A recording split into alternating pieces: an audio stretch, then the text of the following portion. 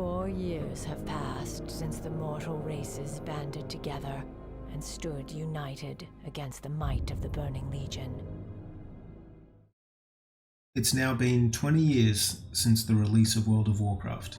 In that time, we've received 9 expansions, with another one on the horizon now, which will likely see the addition of the 750th boss added to the game. In this series of videos, I'm going to be looking at the scale and scope and story of the game that I've now been playing for 2 decades. I'll be looking at the vast array of numbers regarding dungeons, quests, zones, professions, and so on. I'll also be editorializing a little and discussing the development direction and design choices that Blizzard have made that got us to where we are now in Dragonflight. And I'll be beginning with dungeons and raids. The information in this video is sourced from the in-game dungeon and raid journals, the Wowhead database, and Wowpedia.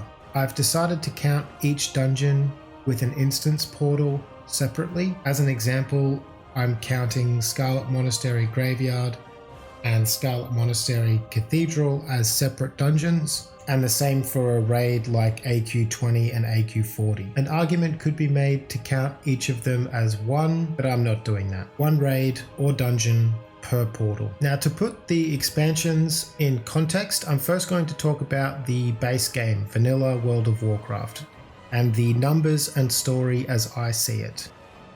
Vanilla World of Warcraft was released in 2004, and it included 20 dungeons with a total of 116 bosses within them. Each dungeon averaged 6 bosses, with the larger outliers being Blackrock Depths and Lower Blackrock Spire, which each had 9 bosses with optional or rare bosses on top of that. Blackrock Depths and Blackrock Spire were the highest level dungeons in Classic, and they were also the largest. They began a theme for Blizzard, who would be iterating upon those dungeons in later expansions, or that style of dungeon in later expansions, the mega dungeon, so to speak. The 7 raid instances in Vanilla contained 58 total bosses. The proper raids averaged 9 bosses each. And when I say proper, I am effectively just excluding Onyxia with 1 and Naxxramas with 15, because those were the extreme outliers. That's a combined total of 183 dungeon and raid bosses that shipped with Vanilla, and each of them had their own models, locations, and mechanics. Vanilla World of Warcraft wasn't just a massively multiplayer online role-playing game because of the number of people that played it, but also because of the scale of the content that the game had to offer. Numerically, Vanilla had more dungeons and bosses than any of the expansions that followed, which makes sense considering that they were content for a roadmap of leveling 59 times, or basically 60 times, throughout dozens of zones on multiple continents.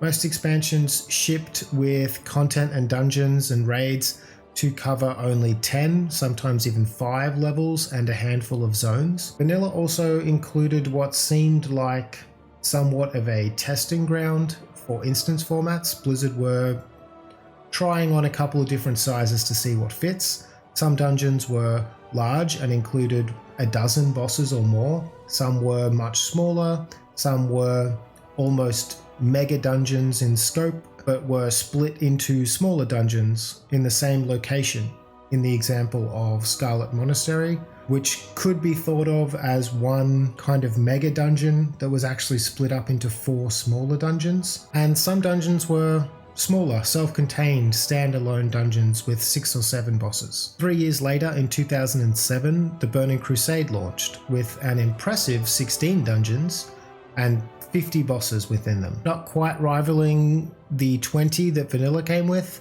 but the 16 dungeons in Burning Crusade averaged half the number of bosses, 3.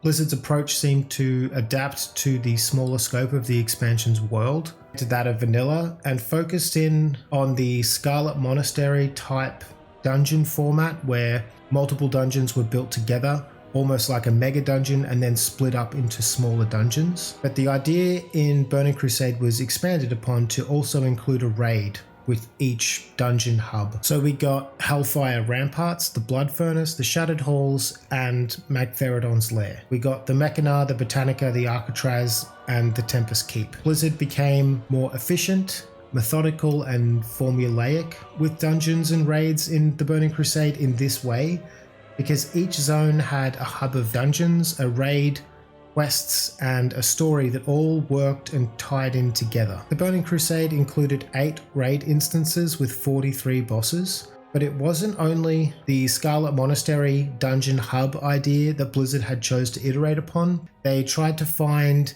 somewhat of a middle ground between dungeons and raids and improve upon the mega dungeon idea of the Blackrock Spire from vanilla with the introduction of Karazhan, which was a smaller scale 10-man raid with 10 bosses and a lot of trash, almost like a dungeon. The 50 dungeon boss model of the Burning Crusade would end up being quite a bit higher than the norm for future expansions, and it's something that Blizzard would be iterating upon quite heavily over the years. However, the roughly 40 raid bosses that Burning Crusade included became effectively, or kind of like a pseudo-standard complement of bosses in each expansion going forward for well over the next decade, with the notable exceptions of Cataclysm and the Warlords of Draenor, which had significantly fewer. Thanks for watching, and algorithm stuff.